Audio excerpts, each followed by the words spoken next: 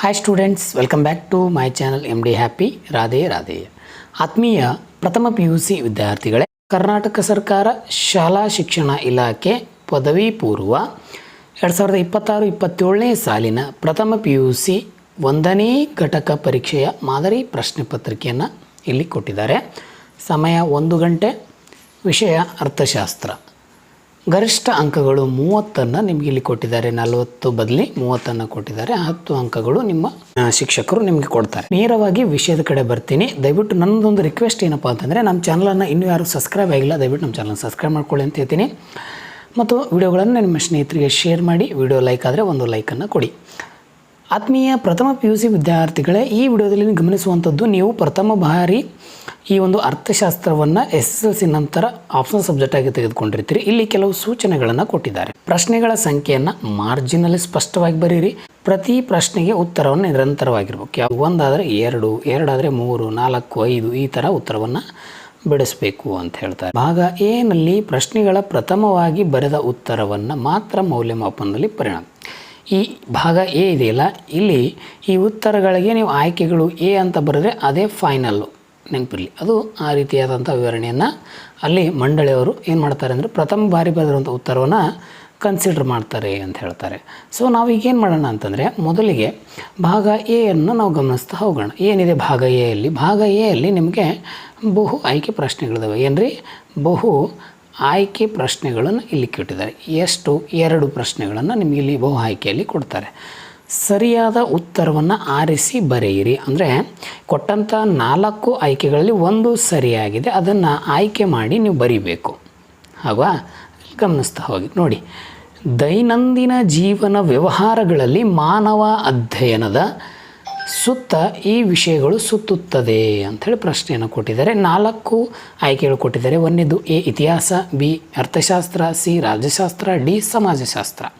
ಈ 4ರಲ್ಲಿ 1 ಉತ್ತರ ಇದೆ, ಅದನ್ನು ನೀವು ಗಮನಿಸಬೇಕು. ಅದು ಯಾವುದು ಅಂಥೇಳಿ ನನಗೆ ನೀವು ಕಮೆಂಟಲ್ಲಿ ತಿಳಿಸಿ. ಇಲ್ಲ ಅಂತಂದರೆ ನೆಕ್ಸ್ಟ್ ವಿಡಿಯೋದಲ್ಲಿ ನಾನು ನಿಮಗೆ ಇದರ ಉತ್ತರವನ್ನು ಕೊಡ್ತೀನಿ. ಹೌದಾ? ಮತ್ತು ಇನ್ನೊಂದು ಏನು ಇಷ್ಟಪಡ್ತೀನಿ ಅಂತಂದರೆ, ಈ PDF ನಿಮಗೆ ನಮ್ಮ ಒಂದು ಟೆಲಿಗ್ರಾಮ್ ಗ್ರೂಪಲ್ಲಿ ಸಿಗ್ತದೆ, ಲಭ್ಯವಿದೆ. ಟೆಲಿಗ್ರಾಮ್ ಒಂದು ಲಿಂಕನ್ನು ಈ ವಿಡಿಯೋದ ಒಂದು ಡಿಸ್ಕ್ರಿಪ್ಷನ್ ಇದೆಯಲ್ಲ, ಅಲ್ಲಿ ಒಂದು ಲಿಂಕನ್ನು ಕೊಟ್ಟಿದ್ದೀನಿ. ಆ ಲಿಂಕನ್ನು ಬಳಸಿಕೊಂಡು ನಮ್ಮ ಈ ಟೆಲಿಗ್ರಾಮ್ ಚಾನಲ್ಗೆ ನೀವು ಜಾಯಿನ್ ಆಗಿ ಅಂತ ಹೇಳ್ತೀನಿ. ಸೊ ಅದನ್ನು ನೇರವಾಗಿ ಬನ್ನಿ. ಮತ್ತು ನೆಕ್ಸ್ಟ್ ಪ್ರಶ್ನೆಗೆ ನಾವೆಲ್ಲ ಹೋಗೋಣ. ಇಲ್ಲಿ ಸ್ವಾತಂತ್ರ್ಯ ನಂತರ ಮೊದಲ ಜನಗಣತಿ ನಡೆದ ವರ್ಷ ಅಂತ ಕೇಳ್ತಾರೆ. ಅಂದರೆ ಜನಗಣತಿ ಸ್ವಾತಂತ್ರ್ಯ ಯಾವಾಗ ನಡೀತು ಅಂತೇಳಿ ಪ್ರಶ್ನೆ ಕೇಳಿದ್ದಾರೆ. 1881ರಲ್ಲಿ ಸ್ವತಂತ್ರ ಆಗಿರಲಿಲ್ಲ. 1947 ದೇಶ ಸ್ವತಂತ್ರ ಆಗಿತ್ತು. 1951, 1961 ಈ 2ರಲ್ಲಿ ಯಾವುದು ಆಪ್ಷನ್ಸ್ ಆಯ್ಕೆ ಇದೆ ಅಂಥೇಳಿ ನೀವು ಹೇಳಬೇಕು. ಇನ್ನು ನೆಕ್ಸ್ಟು ಬಿಟ್ಟ ಸ್ಥಳ ಕಡೆ ಹೋಗೋಣ. ಇಲ್ಲಿ ನಿಮಗೆ ಉತ್ತರವನ್ನು ಕೊಟ್ಟಿರ್ತಾರೆ, ಗಮನಿಸಿ. ಆವರಣದಲ್ಲಿರುವಂಥ ಸರಿಯಾದ ಉತ್ತರ, ಆವರಣ ಅಂತಂದರೆ ಈ ಕೊಟ್ಟಿರುವಂಥ ಆವರಣದಲ್ಲಿ ಸರಿಯಾದ ಉತ್ತರನ ಆರಿಸ್ರಿ, ಖಾಲಿ ಬಿಟ್ಟ ಸ್ಥಳದಲ್ಲಿ ಅದನ್ನು ಭರ್ತಿ ಮಾಡಿ ಅಂತ ಕೊಡ್ತಾರೆ. ನೀವು ಲಾಭಕ್ಕಾಗಿ ಸರಕುಗಳನ್ನು ಮಾರಾಟ ಮಾಡಿದಾಗ ನಿಮ್ಮನ್ನು ಡ್ಯಾಶ್ ಎಂದು ಕರೆಯುತ್ತಾರೆ. ಕೊಟ್ಟಂಥ ಆಯ್ಕೆಗಳಲ್ಲಿ ನೀವೇನು ಮಾಡಿದಿರಿ? ನಿಮ್ಮ ಲಾಭಕ್ಕಾಗಿ ಸರಕುಗಳನ್ನು ಮಾರಾಟದಾಗ ಮಾಡ್ತಾಯಿದ್ದೀರಿ. ಅದಕ್ಕೆ ನಿಮ್ಮನ್ನು ಏನಂತ ಕರೀತಾರೆ?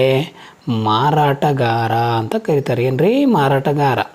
ನೆಕ್ಸ್ಟು NSSOದ ತ್ರೈಮಾಸಿಕ ಪತ್ರಿಕೆ ಡ್ಯಾಶ್ ಎಂದು ಕರೀತಾರೆ. ಏನು ಅಂಥೇಳಿ ನೀವು ನನಗೆ ಕಾಮೆಂಟ್ ಮೂಲಕ ತಿಳಿಸಿ. ಇನ್ನು ಹೊಂದಿಸಿ ಬರೆಯಲ್ಲಿ 3 ಪ್ರಶ್ನೆಗಳು ಇರ್ತವೆ. ಎ ವಿಭಾಗದಲ್ಲಿ ಪ್ರಶ್ನೆ ಕೊಟ್ಟರೆ, ಬಿ ವಿಭಾಗದಲ್ಲಿ ಉತ್ತರವನ್ನು ಕೊಟ್ಟಿರ್ತಾರೆ. 1 ವೈಯಕ್ತಿಕ ಸಂದರ್ಶನ, 2 ದೂರವಾಣಿ ಸಂದರ್ಶನ, 3 ಜನಗಣತಿ. ಉತ್ತರಗಳನ್ನು ನೋಡಿ. ಎಲ್ಲ ವ್ಯಕ್ತಿಗಳನ್ನು ಒಳಗೊಂಡಿರುತ್ತದೆ. ಪ್ರಶ್ನಾವಳಿ ಕಳೆದು ಹೋಗುವಿಕೆ, ಸಾಪೇಕ್ಷವಾಗಿ ಕಡಿಮೆ ವೆಚ್ಚ, ಅಧಿಕ ವೆಚ್ಚ ಅಂಥೇಳಿ. ಸೊ ಈ ರೀತಿಯಾದಂಥ ಪ್ರಶ್ನೆಗಳನ್ನು ಇಲ್ಲಿ ಕೊಟ್ಟಿದ್ದಾರೆ. ನಿಮ್ಮ ಉತ್ತರವನ್ನು ನಾನು ಮುಂದಿನ ವಿಡಿಯೋದಲ್ಲಿ ಕೊಡ್ತೀನಿ. ಪ್ರಶ್ನೆಯನ್ನು ಗಮನಿಸ್ತಾ ಹೋಗಿ. ಈಗ 2 ಅಂಕದ ನಿಮಗೆ ಒಂದು ವಾಕ್ಯದಲ್ಲಿ ಉತ್ತರಿಸಿ ಅಂತ 2 ಪ್ರಶ್ನೆಯನ್ನು ಕೊಟ್ಟಿದ್ದಾರೆ. ಆಹಾರೇತರ ಬೆಳೆಗೆ ಒಂದು ಉದಾಹರಣೆಯನ್ನು ನೀಡಿ ಅಂತ ಕೊಟ್ಟಿದ್ದಾರೆ. ಆಹಾರೇತರ ಬೆಳೆಗೆ ಒಂದು ಉದಾಹರಣೆಯನ್ನು ನೀಡಿ ಅಂತ ಹೇಳ್ತಾರೆ. ಚಲಕ ಎಂದರೇನು? 2 ಪ್ರಶ್ನೆಗಳನ್ನು ಇಲ್ಲಿ ಕೊಟ್ಟಿದ್ದಾರೆ. ಈಗ ಭಾಗ ಬಿ ಅನ್ನು ನೀವು ಗಮನಿಸಿ. ಇಲ್ಲಿ 6 ಅಂಕಗಳಿಗೆ ಸಂಬಂಧಪಟ್ಟಂತೆ, ಅಂದರೆ 3 ಪ್ರಶ್ನೆಗಳಿಗೆ 4 ವಾಕ್ಯಗಳಲ್ಲಿ ಉತ್ತರಿಸಿ ಅಂತ ಕೊಡ್ತಾರೆ. ಎಷ್ಟ್ರಿ? 3 ಪ್ರಶ್ನೆಗಳಿದ್ದಾವೆ, ಅದಕ್ಕೆ 4 ವಾಕ್ಯಗಳಲ್ಲಿ ಉತ್ತರಿಸಿ. 2 ಪ್ರಶ್ನೆಗೆ 2 ಅಂಕದ ಪ್ರಶ್ನೆಗಳು. ಸಂಖ್ಯಾಶಾಸ್ತ್ರವನ್ನು ಬಲಪಡಿಸಲು ನೋಡಿ, ಯಾವುದಾದರೂ ಎರಡು ವಿಷಯಗಳನ್ನು ಹೆಸರಿಸಿ ಅಂತ ಪ್ರಶ್ನೆ ಕೇಳಿದ್ದಾನೆ. ಮುಂದಿನ ಪ್ರಶ್ನೆ, ಯಾವುದಾದರೂ ಎರಡು ಆರ್ಥಿಕ ಸಮಸ್ಯೆಗಳನ್ನು ಹೆಸರಿಸಿ. ನೋಡಿ, ದತ್ತಾಂಶದ ಎರಡು ಮೂಲಗಳನ್ನು ಹೆಸರಿಸಿ. ಈ ಮೂರರಲ್ಲಿ ನೀವು ಎರಡು ಬರೀಬೇಕು. ಸರಿ, ಮೂರಲ್ಲಿ ಬೇಡ ಅಂತಂದರೆ ಇನ್ನೊಂದು ಕೆಲವು ಎರಡು ಪ್ರಶ್ನೆಗಳಲ್ಲೇ ಕೊಟ್ಟಿದ್ದಾರೆ. ಪೈಲಟ್ ಸಮೀಕ್ಷೆ ಅರ್ಥವನ್ನು ಬರೆಯಿರಿ, ಅಥವಾ ನಿಮಗೊಂದು ಅಪ್ಲೈಡ್ ಕ್ವಶನನ್ನು ಇಲ್ಲಿ ಕೊಡ್ತಾರೆ. ನೋಡಿ, ಒಂದು ಹಳ್ಳಿಯಲ್ಲಿ 200 ರೈತರಿದ್ದಾರೆ. ಎಷ್ಟು ಜನ ಇದ್ದಾರೆ ರೀ? 200 ರೈತರಿದ್ದಾರೆ. ಹೌದಾ? ಬೆಳೆ ವಿಧಾನವನ್ನು ಕಂಡುಹಿಡಿಯುವ ಬಗ್ಗೆ ಒಂದು ಅಧ್ಯಯನ ನಡೆಸಲಾಯಿತು. ಅವರಲ್ಲಿ 50 ರೈತರು ಸಮೀಕ್ಷೆ ಮಾಡಲಾಗಿದೆ. ಇದರಲ್ಲಿ -50 ರೈತರನ್ನು ಸಮೀಕ್ಷೆ ಮಾಡ್ತಾರೆ. ಹೌದಾ? 50 ಸಮೀಕ್ಷೆ ಮತ್ತು 50% ಮಾತ್ರ ಗೋಧಿ ಬೆಳೆಯಲಾಗಿತ್ತು. ಜನಸಂಖ್ಯೆ ಮತ್ತು ಮಾದರಿಗಳ ಗಾತ್ರವನ್ನು ವಿವರಿಸಿ ಅಂತ ಕೊಡ್ತಾರೆ. ನೋಡಿ, 50% ಮಾತ್ರ ಏನು ಮಾಡ್ತಾರೆ ಇಲ್ಲಿ? ಗೋಧಿಯನ್ನು ಬೆಳೆಯಲಾಗ್ತದೆ. ಅದರಾಗ ಜನಸಂಖ್ಯೆ ಮತ್ತು ಮಾದರಿಯ ಗಾತ್ರವನ್ನು ತಿಳಿಸಿ ಅಂತ ಕರಿತೀವಿ. ನಾನು ಡೆಫಿನೆಟ್ಲಿ ನಿಮಗೆ ನೆಕ್ಸ್ಟ್ ವಿಡಿಯೋದಲ್ಲಿ ಅದ್ರ ಉತ್ತರವನ್ನು ಕೊಡ್ತೀನಿ. ನೀವು ಕಾಮೆಂಟ್ ಗೊತ್ತಿದ್ದರೆ ಕಾಮೆಂಟ್ ಮಾಡಿ ಅಂತ ಹೇಳ್ತೀನಿ. ನೆಕ್ಸ್ಟು ಮುಂದೆ ಹೋಗೋಣ. ಭಾಗ ಸಿ ಗೆ ನಾವೆಲ್ಲ ಗಮನಿಸ್ತಾ ಹೋಗೋಣ. ಇಲ್ಲಿ 4 ಅಂಕದ ಒಂದು ಪ್ರಶ್ನೆ, ಅಂದರೆ ಒಂದು ಪ್ರಶ್ನೆಗೆ 12 ವಾಕ್ಯದಲ್ಲಿ ಉತ್ತರಿಸಿ ಅಂತ ಕೊಡ್ತಾರೆ. ಅಂದರೆ 2 ಪ್ರಶ್ನೆಯನ್ನು ಕೊಟ್ಟಿದ್ದಾರೆ. ಇಲ್ಲಿ ನೋಡಿ, ಸಂಖ್ಯಾತ್ಮಕ ವಿಧಾನಗಳು ಸಾಮಾನ್ಯ ಜ್ಞಾನಕ್ಕೆ ಪರ್ಯಾಯವಲ್ಲ, ಉದಾಹರಣೆಯೊಂದಿಗೆ ವಿವರಿಸಿ ಅಂತ ಕೊಡ್ತಾರೆ. ಲಾಟ್ರಿ ವಿಧಾನವು ಯಾವಾಗಲೂ ಅನಿಶ್ಚಿತ ಅಂದರೆ ಯಾದೃಚ್ಛಿಕ ಮಾದರಿಯನ್ನು ನೀಡುತ್ತದೆ, ವಿವರಿಸಿ ಅಂಥೇಳಿ 2ರಲ್ಲಿ ಒಂದನ್ನು ಬರಿತಾ ಹೋಗಿ. ಇನ್ನು ಭಾಗ ಡಿಯನ್ನು ಗಮನಿಸ್ತೀರಿ. ಇಲ್ಲಿ ಒಂದು ಪ್ರಶ್ನೆಗೆ 6 ಅಂಕ ಇದೆ. ಅಂದರೆ ಏನು ಸರ್ ಅಂತಂದರೆ, ಕೆಳಗಿನ 2 ಪ್ರಶ್ನೆಗಳಲ್ಲಿ ಒಂದನ್ನು ಬರೀರಿ, ಒಟ್ಟು 20 ವಾಕ್ಯಗಳಲ್ಲಿ ಬರೀಬೇಕು. ಒಂದು ಪ್ರಶ್ನೆಗೆ 6 ಅಂಕ. ಇದು ಪ್ರಶ್ನೆ ರಿಪೀಟೆಡ್ ಆಗಿದೆ, ನಿಮ್ಗೆ ನೆನಪಿರಲಿ.